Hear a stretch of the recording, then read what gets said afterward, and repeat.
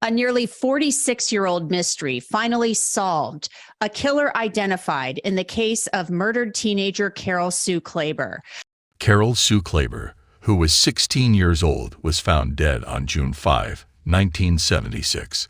The news shocked and upset her family and the whole town of northern Kentucky.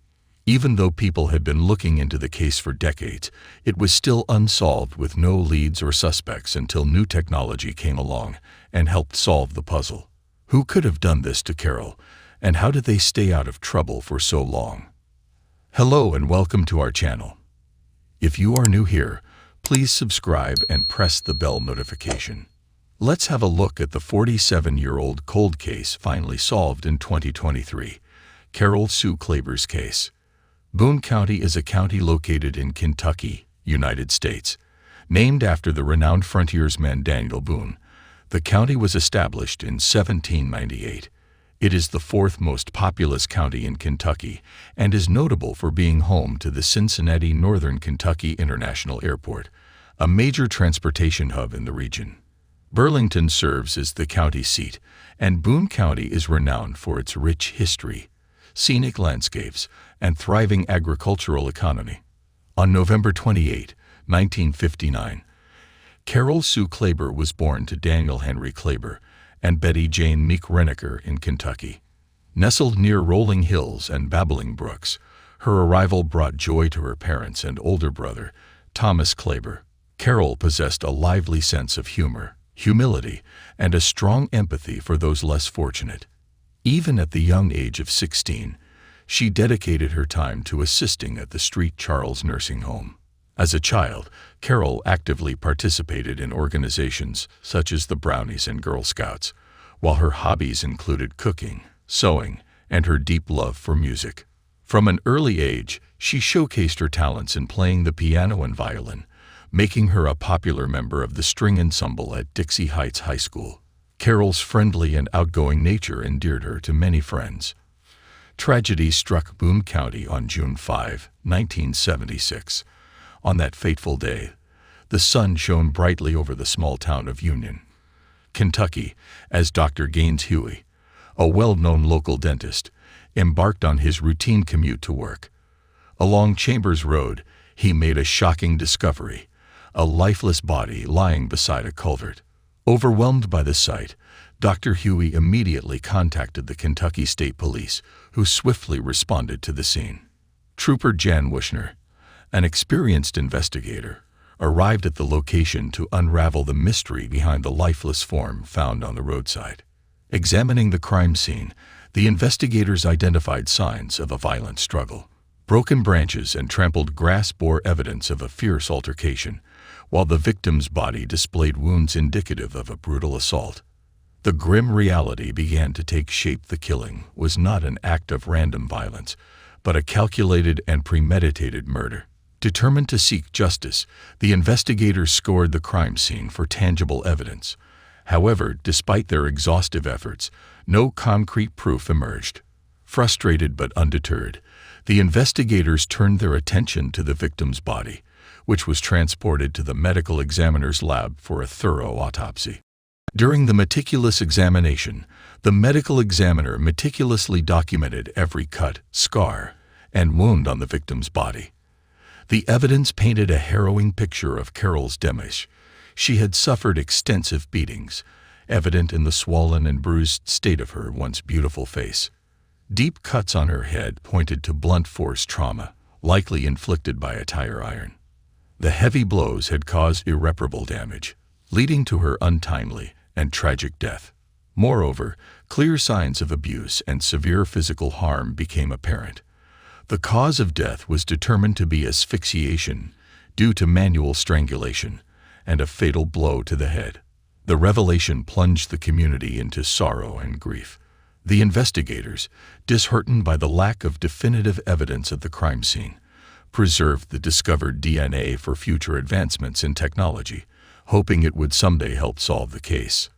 Amidst the ongoing investigation, detectives managed to locate a family member who could identify the victim. Thomas Klaber, Carol's brother, summoned the strength to visit the morgue and confirm her identity through DNA analysis. Overwhelmed with grief, he gazed upon his sister's lifeless body, her laughter forever silenced, and her radiant smile extinguished. The pain in his heart was indescribable as he grappled with the reality that he would never hear her infectious laughter or witness her beautiful smile again. Determined to uncover the truth, the detectives left no stone unturned, relentlessly canvassing the neighborhood, knocking on doors, and questioning individuals who might possess vital information. By delving into Carol's past, they sought insights from family and friends, exploring her life in a quest to identify potential enemies or acquaintances with questionable intentions. Through their inquiries, the police reconstructed Carol's activities leading up to the murder. On June 4, 1976, Carol, a carefree 16-year-old, rode her bike through town, greeting familiar faces and relishing the warmth of a summer day. That evening, she planned to meet a friend at Zeno's Hyde Park restaurant. Departing from her house around 5:30 p.m., Carol encountered a young man in a stylish Chevrolet Monte Carlo. A neighbor recalled observing the encounter, noting that the man possessed sandy blonde hair, stood at an imposing 6 feet tall, and boasted a slender physique. After exchanging a few words, Carol entered her home while the man remained outside, waiting with palpable anticipation. Moments later, Carol emerged from the house, climbed into the car, and departed. It would be the last time anyone saw Carol alive. Investigators tirelessly pursued leads in an attempt to locate the owners of vehicles matching the suspect's description. Regrettably, their efforts proved fruitless, and the case gradually reached a dead end, leaving detectives perplexed. The trail ran cold, and for over 4 decades, the murder of Carol Sue Klaber remained unresolved. In 2017, the investigation received a glimmer of hope as 2 cold case officers, Coy Cox and Tim Adams, joined forces with retired agent Jerry Keith, who had closely followed the case even after his retirement. Their collaboration breathed new life into the investigation, leveraging advancements in technology and forensic methods. The team meticulously combed through existing data, re-interviewed witnesses, and followed up on leads, piecing together a fresh perspective on the perplexing tragedy that had eluded them for years. The first step involved revisiting 2 primary suspects initially identified by Keith. The initial focus fell on a man with a history of car thefts, whose vehicle bore a resemblance to the one Carol was last seen in. Detectives devoted significant attention to this individual, hoping to extract valuable information.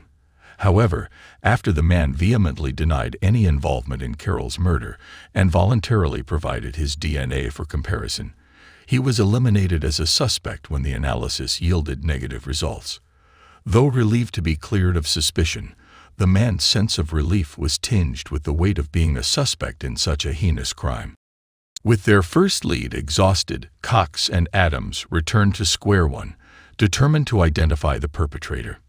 In 2020, their focus shifted to their second suspect, Michael Dean Tate, who had previously been convicted of a brutal sexual assault in the same area just 2 years after Carol's murder. At 77 years old in 2020, Tate became a strong candidate for investigation. The detectives reached out to Tate's assault victim, who recounted the terrifying events of October 1, 1978, when she was violently attacked in her own garage. The victim's vivid recollections revealed the darkness that enveloped Park Hills during the assault, a night fraught with screams, and a brutal struggle that lasted for hours, leaving her physically and emotionally scared. Drawing connections between Tate's actions in 1978 and Carol's murder, the detectives pursued the possibility of his involvement. Despite Tate's repeated assertions of innocence and his alibi that he resided in Cincinnati at the time of Carol's murder, suspicions persisted. However, DNA analysis and court records ultimately disproved Tate's connection to the crime. The investigation seemed destined to remain an enigma, with the detectives questioning if they would ever uncover the truth that had eluded them for decades.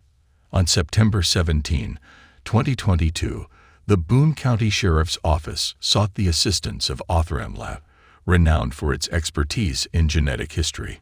Unsolved Labs was tasked with working on the Carol Sue Klaber case, aided by funding from the Season of Justice initiative. Genetic material recovered from the 1976 crime scene was sent to Unsolved Labs' state-of-the-art facility. Leveraging advanced forensic genome sequencing, Unsolved's skilled scientists successfully obtained a complete DNA analysis of the elusive suspect. The lab's genealogy experts employed forensic genetic genealogy techniques to identify potential leads based on the comprehensive DNA profile. An astonishing breakthrough emerged when similarities were discovered between the DNA profile and that of Thomas W. Dunaway, who had passed away at the age of 33 in 1990. Delving into Dunaway's past, detectives unearthed vital details regarding his involvement in Carol's murder and his history of perpetrating violent acts. Proximity to Davao Park, where Carol was last seen with a man resembling Dunaway, further implicated him in the crime. The investigation revealed a 6-month crime spree attributed to Dunaway, leaving a trail of evidence consisting of stolen cars a significant piece of the puzzle. Furthermore, Dunaway was convicted of another murder just 6 months after Carol's death. At 19 years old, Ronald Townsend fell victim to Dunaway's violent tendencies. Although Dunaway was ultimately apprehended and admitted to his crimes, the town remained haunted by his reign of terror. However, Dunaway's life sentence was shortened, and he was released from prison in 1984 after serving only 7.5 years. The question of justice lingered. Had true justice been served, or was it merely an illusion? Detective Coy Cox pieced together the pattern of violence in Thomas Dunaway's life, revealing that both Carol Sue Klaber and Ronald Townsend were victims of his brutality. Dunaway, who had been AWOL from the Army during Townsend's murder, attracted attention when he traded his car and was subsequently captured and charged with murder. Although the relationship between Dunaway and Klaber remained unclear, DNA samples from Dunaway's son led to the resolution of the case. Despite Dunaway's death, the Klaber family found solace in the closure, although they still grappled with the sorrow and unfulfilled justice. Detective Cox's determination led to the exhumation of Dunaway's body for DNA testing, hoping to uncover further evidence. While justice was not fully realized, the case highlights the commitment of law enforcement and the importance of cherishing loved ones. What do you think about this situation? Share your thoughts in the comments section below. And don't forget to like, share, and subscribe to our channel for more interesting true crime stories.